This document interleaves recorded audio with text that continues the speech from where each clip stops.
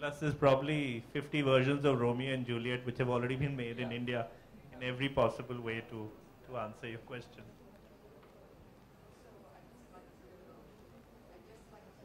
That the reason why we have Vishalji as our mentor, the reason why we have Vikas, the reason why we have Ritesh as our mentors is because these are some of the most commercially successful directors that we have in India. And they've seen the power of story. Well, firstly, in school, most of us have grown up reading these stories. But if you look at the true nature of the way the Shakespearean stories and the dramas are structured, a lot of the Indian films have lifted from them in every possible way. And the stories are stories which can easily be made. So it's actually surprising that barring the four that you mentioned, Angur and his three, more have not been made, which is also one of the great draws.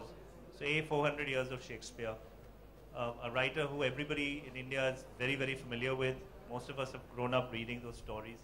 Why haven't there been more screenplays made? At least this way we'll have 5. And one of those 5 is definitely getting made. Hopefully all 5, because after the rigor that they go through and the mentorship that they see in London, I think these will be 5 great projects which most people would be very happy to greenlight, especially the kind of budgets and the way that they'll prepare the teams in mounting these projects. I wish I had a more articulate answer for the resonate part of it, but I think there's not a single Shakespearean story that couldn't really be adapted. I've heard of a couple of plays, I haven't seen them. Apparently there's a play called Piya Behrupia, which is doing phenomenally well. I'm dying to see it. Twelfth Night. We were recently actually pitched a project which was on As You Like It. So somebody's already discussed that.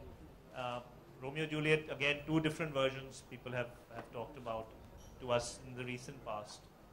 So, and I guess Romeo Juliet itself is very interesting because Baz Luhrmann did such a great job with his adaptation, and so you can pretty much twist it in every possible way. So you're saying that the storytelling and the plots, they seem in very well with the Indian cultural fabric also.